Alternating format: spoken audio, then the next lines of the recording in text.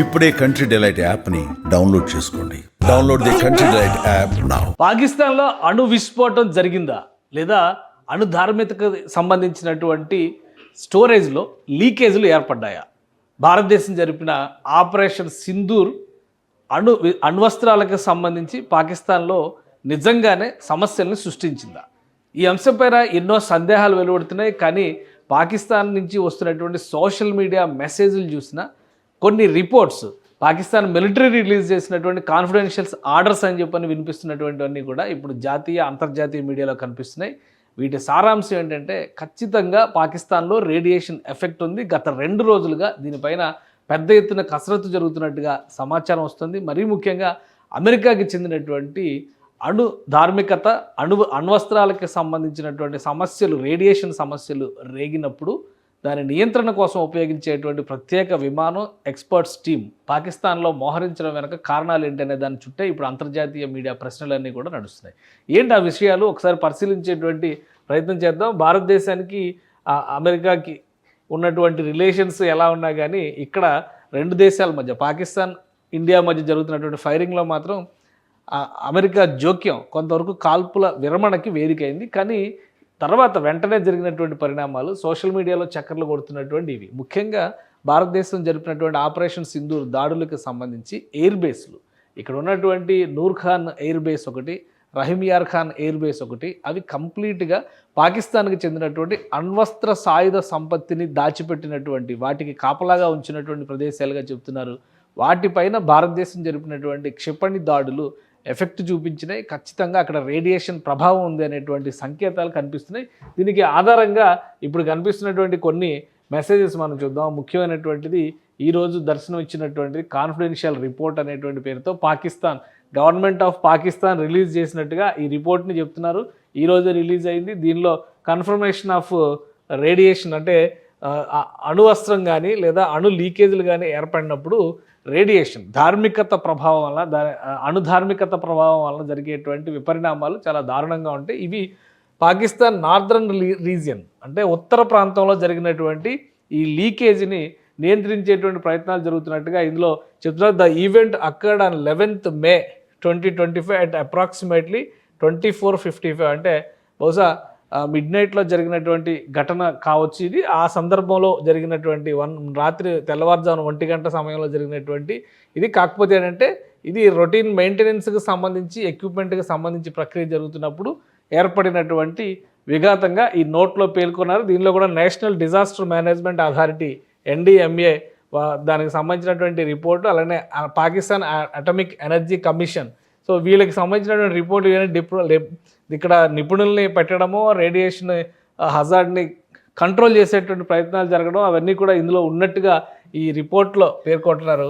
So ఈ report సారాంశం ఖచ్చితంగా కన్ఫర్మ్ చేస్తుంది పాకిస్తాన్లోని ఉత్తర ప్రాంతంలో రేడియేషన్ సమస్య వస్తుందని. రేడియేషన్ సమస్య ఎందుకు వస్తుందనే దానికి క్లియర్గా అణు విచ్ఛిత్తి జరిగితే వచ్చేటువంటి ప్రమాదంగా దీన్ని చూస్తున్నారు.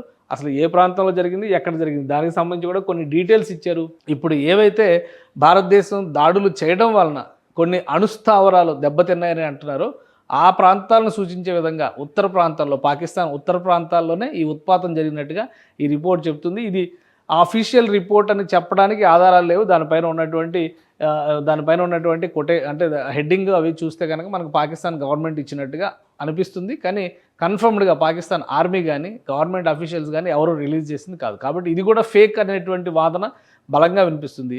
కానీ జరుగుతున్నటువంటి కార్యాచరణను బట్టి చూస్తే మాత్రం పాకిస్తాన్లో అణుధార్మికతని కంట్రోల్ చేసేటువంటి ఒక వ్యూహాత్మకమైనటువంటి ప్రయత్నాలు జరుగుతుంది. మరీ ముఖ్యంగా అమెరికాకు చెందినటువంటి స్పెషల్ ఎక్స్పర్ట్స్ టీమ్, అటామిక్ ఎనర్జీకి సంబంధించినటువంటి ఎక్స్పర్ట్స్ టీమ్ ఉన్నటువంటి విమానం పాకిస్తాన్లో ఉండడం ఇప్పుడు అందరినీ ఆశ్చర్యానికి గురి చేస్తుంది. సరే, ఇది చూస్తే కనుక site fully sealed and secured within 2 hours of incident. ఇంకొకటి ఇందులో రేడియేషన్ ప్రభావాన్ని కూడా వివరించారు. మొత్తంగా ఇక్కడ ఉన్నటువంటి రేడియేషన్ సోర్స్ ఇండియం-192 క్యాప్సిల్, ఇది సీల్డ్ సోర్స్. దీన్ని సీల్ చేసి ఉన్నటువంటి దానిలో జరిగింది. మెకానికల్ ఫెయిల్యూర్ ఆఫ్ షిక్లింగ్ మెయింటైన్ మెకానిజం అనేటువంటిది చెప్తున్నారు ఇందులో. సో ఏం జరిగింది ఏంటనేది కనుక భారతదేశం జరిపినటువంటి దాడుల వలన జరిగింది ఇది అని చెప్పడానికి ఎలాంటి ఆధారాలు లేవు. కానీ జరిగినటువంటి సంఘటనలు వరుసగా చూస్తే ఇది ఎయిర్ స్ట్రైక్ జరిగిన తర్వాత నూర్ ఖాన్ ఎయిర్ బేస్ పాకిస్తాన్కి సంబంధించినటువంటి దృశ్యాలు ఇవి. బిఫోర్ ఆఫ్టర్ అంటే ఒక అటాక్ జరిగిన తర్వాత ఉన్నటువంటి దృశ్యాలను కూడా ఇందులో ప్రజెంట్ చేశారు. టార్గెట్ ఏరియా ఈ ఇన్సర్ట్లో ఉన్నటువంటి ఏ విధంగా ఇదైంది, ట్రక్ ఇక్కడ ఎయిర్ బేస్ ఫెసిలిటీ అది ఆల్సో సస్టైన్డ్ కన్సిడరబుల్ డ్యామేజ్, పెద్ద ఎత్తున అక్కడ నష్టం జరిగింది అని ప్రూవ్ చేసేటువంటి శాటిలైట్ ఇమేజెస్ ఇవన్నీ కూడా ఇప్పుడు సోషల్ మీడియాలో ఉన్నాయి. టార్గెట్ ఏరియా ఇది, అలానే pre strike image, post strike image, ముందు అంటే స్ట్రైకింగ్ జరగకముందు అంటే దాడి జరగక ముందర ఉన్నటువంటి ప్రాంతం, దాడి జరిగిన తర్వాత ఉన్నటువంటి ప్రదేశం. సో ఇక్కడ ఏం జరుగుతుంది అనేది పాకిస్తాన్ అధికారికంగా చెబితే తప్పితే బయట ప్రపంచానికి తెలిసేటువంటి అవకాశం లేదు. కానీ వస్తున్నటువంటి సోర్సెస్, వస్తున్నటువంటి అంశాలను బట్టి చూస్తే కనుక పాకిస్తాన్లో ఏదో జరుగుతుంది. ఇవి ఇంకా చాలా చోట్ల అంటే సర్గోదా ప్రాంతం నిన్న కూడా దీనికి సంబంధించినటువంటి డేటా వచ్చింది.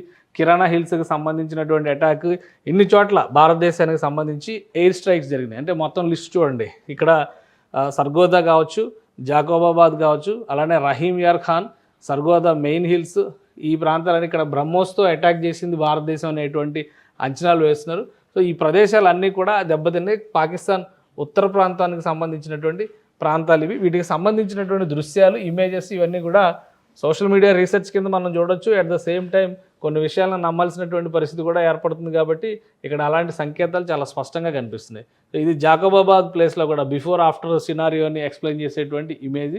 సో అట్లా చూసినప్పుడు చాలా సంఘటనలు ఇందులో కనిపిస్తున్నాయి.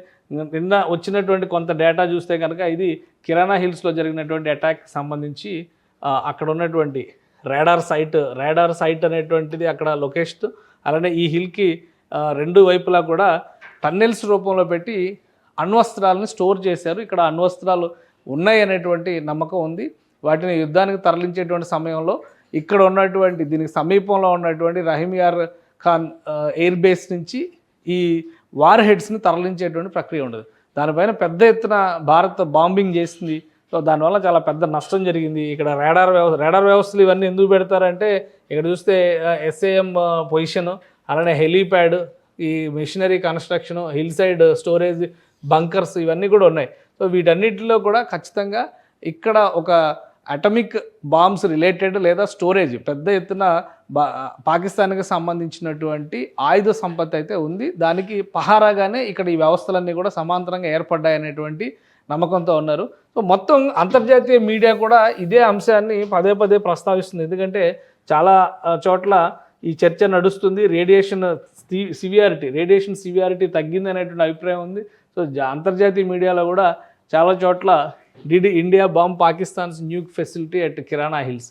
సో దీని మీద అధికారికమైనటువంటి ఇన్ఫర్మేషన్ రాకపోయినా కానీ ఈరోజు కొత్తగా కనిపిస్తున్నటువంటి ఈ డేటాబేస్ చూసిన తర్వాత చాలామందిలో అనుమానం కలుగుతుంది. ఖచ్చితంగా పాకిస్తాన్లో ఏదో జరిగింది, రేడియో ధార్మికతకు సంబంధించినటువంటి అంశంతో ఇది ముడిపడి ఉంది అనేటువంటి అనుమానాలు అయితే కలుగుతున్నాయి. సో వీటితో పాటు కొంతమంది స్థానికులు, పాకిస్తాన్లో ఉన్నటువంటి స్థానికులు పెడుతున్నటువంటి సోషల్ మీడియా మెసేజ్లు కూడా దీనికి ఒక ఆలంబనంగా మారుతున్నాయి. ఇక్కడ చూస్తే కనుక మనం ఇక్కడ ఒక పేరుతో సోషల్ మీడియా అకౌంట్కి సంబంధించి ఇందులో ఉంది, దీది we have to evacuate our area for a few days. I don't know what happened. They said that some radioactivity gas has leaked out. So ఇవి సామాన్య ప్రజలు పెట్టుకున్నటువంటి మెసేజ్లు, వాటికి సంబంధించి సోషల్ మీడియాలో వస్తున్నటువంటి అంటే అక్కడ ఏదో ఒక రకమైనటువంటి రేడియో యాక్టివిటీ ఉన్నటువంటి గ్యాస్ లీక్ అయింది, మిలిటరీ ఈ ప్రాంతాన్ని ఖాళీ చేయమని చెప్పని ఆదేశాలు ఇచ్చింది. కొద్ది రోజుల పాటు వాళ్ళు ఉంటున్నటువంటి నివాస ప్రాంతాలన్నీ కూడా వదిలి దూరంగా వెళ్లాల్సినటువంటి పరిస్థితి ఉంది అనేటువంటి సంకేతాలు ఈ మెసేజెస్ ద్వారా కనిపిస్తుంది. ఇలాంటి మెసేజెస్ ఇప్పుడు సోషల్ మీడియాలో పెద్ద ఎత్తున కనిపిస్తుంది. ఇక్కడ చూడండి, military is forcing people to leave immediately, saying leave or die due to the radiation. So అక్కడ ఒక రేడియేషన్ అనేది జరుగుతుంది. ఖచ్చితంగా అణుధార్మికత అనేది బయటికి వస్తుంది. ఈ అణుధార్మికత వలన మనుషులకి అనేక రకాల సమస్యలు వస్తే చనిపోయేటువంటి ప్రమాదం కూడా ఉంటుంది దాని సివియారిటీని బట్టి. సో ఎంత నష్టం జరిగింది అనేటువంటి అంశం పైన ఒక క్లారిటీ లేకపోయినా కానీ ఈ వైరల్ అవుతున్నటువంటి న్యూస్ మాత్రం అందరినీ ఆందోళనకు గురి చేస్తున్నాయి. ఇక్కడ కొంతమంది అక్కడ ఉన్నటువంటి ఫారినర్స్ కూడా కొన్ని స్టేట్మెంట్స్ పెడుతున్నారు. Radiation is spreading in Pakistan from smaller bombs. So ఇది ఇంపార్టెంట్. అక్కడ ఉన్నటువంటి బహుశా ఇంటర్నల్గా అవి డ్యామేజ్ అయినాయా భారత్ చేసినటువంటి అటాక్స్ వల్ల, లేదా ఇంటర్నల్గా షిఫ్టింగ్ సమయంలో ప్రయోగించడానికి కావాల్సినటువంటి ఏర్పాట్లు. ఎందుకంటే ఆ రోజు ఉదయం 11వ తేదీ ఉదయం జరిగినటువంటి పరిణామాలను కూడా ఒకసారి మనం గుర్తులోకి తెచ్చుకోవాలి, మననం చేసుకోవాలి. ఆ సందర్భంలో ఏంటంటే national security advisory committee meeting జరుగుతుంది. సో ఆ సమయంలో ఒకవేళ పాకిస్తాన్ ప్రధానమంత్రి గ్రీన్ సిగ్నల్ ఇస్తే అణుయుద్ధానికి కూడా మేము సిద్ధం అనేటువంటి సంకేతాలు ఇచ్చారు. సో ఆ క్రమంలో తరలింపు ప్రక్రియ జరుగుతుండగా ఏదైనా ప్రమాదం జరిగిందా, దానివలన ఇటువంటి పరిస్థితి వచ్చిందా, లేక నిజంగానే భారతదేశం జరిపినటువంటి అటాక్స్లో ఇవన్నీ కూడా ధ్వంసమైనయా, వీటిపైన ఒక స్పష్టత రావాల్సిన అవసరం ఉంది. భారత అధికారుల్ని దీనికి సంబంధించినటువంటి ప్రశ్నలు అడిగినప్పుడు మాత్రం అక్కడ ఏముందో మాకు తెలియదు, బట్ టార్గెట్స్ని ఎక్కడి నుంచి అయితే సైనిక శిబిరాలు రన్ చేస్తున్నారో, ఎక్కడి నుంచి అయితే అటాక్స్ జరుపుతున్నటువంటి ప్రాంతాలు ఉన్నాయో వాటిపైన మాత్రం మేము ప్రతిదాడులు చేశాము, దానివల్ల ఎంత నష్టం జరిగింది అనేది అటు నుంచి రిపోర్ట్ రావాలి, మా అంచనా ప్రకారం మేము టార్గెట్స్ రీచ్ అయ్యాం అని మాత్రమే భారత సైన్యం చెప్పింది. సో ఈ నేపథ్యంలో ఇది మొత్తం ఈ చర్చ అంతా కూడా ఆసక్తికరంగా మారింది. ప్రధానమంత్రి ఈరోజు చాలా గర్వంగా, భారత ప్రధానమంత్రి ఈరోజు త్రివిధ దళాలతో భేటీ అయ్యారు, ఆర్మీ క్యాంపులకు వెళ్ళారు. ముఖ్యంగా పంజాబ్ సమీపంలో ఉన్నటువంటి ఏదైతే అందాపురంలో ఈ మొత్తం అటాక్ చేసి అక్కడ ఎయిర్ బేస్ మొత్తం ధ్వంసం చేసేసామనేటువంటి మాట పాకిస్తాన్ సైన్యం అనౌన్స్ చేసింది. అక్కడికే వెళ్ళి ఈరోజు భారత ప్రధానమంత్రి సైనికులందరితో సరదాగా గడిపారు, ఒక ఆవేశపూరితమైనటువంటి ప్రసంగాన్ని ఇచ్చారు. మీరు ప్రొఫెషనల్గా యాక్ట్ చేశారు కాబట్టే దేశం ఈరోజు క్లిష్ట పరిస్థితి నుంచి బయటకు వచ్చిందంటూ భారత ప్రధానమంత్రి చాలా ధీమాగా చెప్పారు. సో ఈ జరుగుతున్నాయి. అలానే నిన్న రాత్రి కూడా ప్రధానమంత్రి లక్ష్యాలను ఛేదించడంలో త్రివిధ దళాలు, బిఎస్ఎఫ్ లాంటి పారామిలిటరీ ఫోర్సెస్ కూడా ఖచ్చితత్వంతో పనిచేసే పక్కా ప్రొఫెషనలిజం చూపించే అనేటువంటి మాట చాలా ధీమాగా చెప్పారు. పాకిస్తాన్లో మాత్రం అధికారికంగా అటు గెలుపు పైన కానీ కాల్పుల విరమణ పైన కానీ ఎలాంటి స్పష్టమైన ప్రకటన రాలేదు. కొంతమంది మాత్రం ఉత్సాహంగా రోడ్ల మీదకి వచ్చి పాకిస్తాన్ గెలిచిందని సంబరాలు చేసుకున్నారు. సో అధికారికమైనటువంటి వెర్షన్ ఏంటనే దాని మీద పాకిస్తాన్ నుంచి ఇప్పటికీ క్లారిటీ లేదు. కానీ ఈ వైరల్ అవుతున్నటువంటి న్యూస్ని బట్టి చూస్తే కనుక చాలా క్లియర్గా పాకిస్తాన్లో అయితే రేడియేషన్ సమస్య ఒకటి పాకిస్తాన్ వేధిస్తున్నటువంటి సంకేతాలు చాలా స్పష్టంగా కనిపిస్తున్నాయి. ప్రధానంగా ఇక్కడ టార్గెట్ అయినటువంటి లొకేషన్స్ విషయానికి వస్తే కనుక చాలా కీలకమైనటువంటి లొకేషన్స్, పెద్ద పెద్ద రిపోర్ట్స్, గతంలో అటామిక్ ఎనర్జీ రిపోర్ట్స్లో సబ్మిట్ చేసినటువంటి ప్రాంతాలు కూడా ఈ జాబితాలో ఉన్నాయి. అన్నిటికీ మించి సర్గోదా ప్రాంతం గురించి ఎక్కువ మంది జాతీయ అంతర్జాతీయ మీడియా కూడా రాసింది. పాకిస్తాన్కి సంబంధించినటువంటి అణ్వస్త్ర ఆయుధగారంగా దాన్ని పేర్కొంటూ ఉంటారు. అక్కడే అలాంటి చోట, అంటే అది పాకిస్తాన్కి ఉత్తర ప్రాంతంలోనే ఉంది. ఆ ఉత్తర ప్రాంతంలో జరిగినటువంటి అటాక్ లేదా ఆ ఉత్తర ప్రాంతంలో జరిగినటువంటి లీకేజే ఇప్పుడు పాకిస్తాన్ని వణికిస్తుంది. సో అధికారికంగా ఏం చెప్తారనేది ఇంకా క్లారిటీ రాలేదు. కానీ పాకిస్తాన్ మాత్రం అణుధార్మికత అంచున ఉంది. సరైనటువంటి సమయంలో నియంత్రణ చర్యలు చేపట్టకపోతే అది పాకిస్తాన్ అంతటా విస్తరించవచ్చు, పక్క దేశాలకు కూడా విస్తరించేటువంటి ప్రమాదం ఉండొచ్చు. దాన్ని కూడా కాదనలేనటువంటి పరిస్థితి. సో ఇక్కడ ఏంటంటే ఏదైనా కానీ ట్రాకింగ్ చేసేటువంటి వ్యవస్థలు సరిగా ఉన్నాయా లేవా, పైగా భారతదేశం జరిపినటువంటి ప్రతి దాడుల్లో కంప్లీట్ డిఫెన్స్ మెకానిజం అంతా కూడా పాకిస్తాన్ కొలాప్స్ అయిపోయిందన్న మాట మాత్రం చాలా స్పష్టంగా కనిపిస్తుంది. సో రేడియేషన్కి సంబంధించినటువంటి సమస్య ఉత్పన్నం కావడానికి స్వీయ తప్పిదాలు ఉండొచ్చు, ప్రతిపక్షం చేసినటువంటి, అంటే ప్రత్యర్థి దేశం చేసినటువంటి, మనం ప్రత్యర్థులమే అవుతాం కదా పాకిస్తాన్కి, భారతదేశం చేసినటువంటి దాడుల వలన ధ్వంసమైనటువంటి సందర్భం అయినా కానీ అయి ఉండొచ్చు. దీనివల్ల కాల్పుల విరమణ వచ్చిందా లేదా అనేది పక్కన పెట్టి చూస్తే ఇప్పుడు మాత్రం పాకిస్తాన్లో అణుధార్మికత పెనుభూతంగా విస్తరిస్తున్నటువంటి పరిస్థితి ఉంది. దాన్ని నియంత్రించారా? ఈ రిపోర్ట్లో, ఇప్పుడు మీరు పేర్కొన్నటువంటి రిపోర్ట్లో మాత్రం స్పష్టంగా మెన్షన్ చేస్తున్నారు, సివియారిటీ తగ్గింది అని చెప్పారు అంటున్నారు. సో ఎంతవరకు తగ్గింది, ఎలా ఉంది అనేది చూడాలి. ఇది అధికారికమైన రిపోర్ట్ అని నమ్మడానికి కూడా ఆస్కారం లేదు. కాబట్టి పాకిస్తాన్ అఫీషియల్గా దీని మీద ఏదైనా క్లారిఫికేషన్ ఇస్తుందా? కానీ ఇందులో పేర్కొన్నటువంటి అంశాలన్నీ కూడా చాలా క్లియర్గా పాకిస్తాన్కి సంబంధించినటువంటి వ్యవస్థల్ని మెన్షన్ చేస్తూ పేర్కొన్నటువంటి అంశాలే ఎక్కువగా కనిపిస్తున్నాయి. సో ఈ విషయంలో మరీ ముఖ్యంగా సామాన్య ప్రజానీకం బలి కాకుండా జాగ్రత్తలు తీసుకోవాలంటే కనుక ప్రభుత్వ యంత్రాంగం కానీ మిలిటరీ కానీ ఖచ్చితంగా స్పందించాల్సినటువంటి అవసరం ఉంది. అంతర్జాతీయ నిపుణుల సహకారం తీసుకోవాల్సినటువంటి పరిస్థితి ఉంటుంది. ఎందుకంటే ఈ రేడియేషన్ కేవలం ఇప్పుడు ఉన్నటువంటి జనరేషన్ పైన మాత్రమే ప్రభావం చూపుతూ అక్కడ ఉన్నటువంటి మనుషులకి రాబోయేటువంటి తరాలపైన కూడా ప్రభావం చూపించేటువంటి అవకాశం ఉంటుంది. ఆల్రెడీ మనం జపాన్లో అణుధార్మికత తీసుకొచ్చినటువంటి ఉత్పాతాలన్నింటినీ కూడా గమనిస్తూ వచ్చాం గత 50-60 ఏళ్ళుగా. ఇప్పుడు పాకిస్తాన్లో మొదటిసారిగా అటువంటి పరిణామం కనుక జరిగితే అది మరింత అప్రమత్తంగా ఉండాల్సినటువంటి సందర్భంగా భావించాలి. ఏదేమైనా ఒకవేళ భారతదేశం జరిపినటువంటి ప్రతిదాడిలోనే ఇది కనుక జరిగితే భారతదేశం ప్రపంచానికి ఒక కొత్త సందేశం ఇచ్చినట్టుగా కూడా గమనించాలి. అణ్వస్త్రాలు ఉన్నటువంటి దేశాలు విర్రవీగేటువంటి పరిస్థితి ఉండకూడదు. అణ్వస్త్రాలు ఉంటే వాటిని ప్రయోగించకుండానే ప్రారంభ దశలోనే విధ్వంసం చేయొచ్చు అనేటువంటి క్లియర్గా, అంటే ఏ దేశం మీదో వేద్దామని రెడీ చేసినవి చివరికి వాళ్ళ దేశ వినాశనానికి ఉపయోగపడేటువంటి లేదా వాళ్ళ దేశ వినాశనానికి పనికొచ్చే విధంగా ప్రత్యర్థి దేశాలు ఉపయోగించుకోవచ్చు అనేటువంటి సంకేతాలను భారతదేశం ఇచ్చింది. అప్రమత్తత లేనటువంటి పాలకులు, మిలిటరీ పాలకుల దాష్టికాల వల్లనే పాకిస్తాన్ ఈరోజు ఇలాంటి సమస్యలను ఎదుర్కోవాల్సి వస్తుంది. ఏదైనా అధికారికంగా ఒక స్పష్టమైనటువంటి ప్రకటన పాకిస్తాన్ ప్రభుత్వం చేస్తుందని ఆశిద్దాం.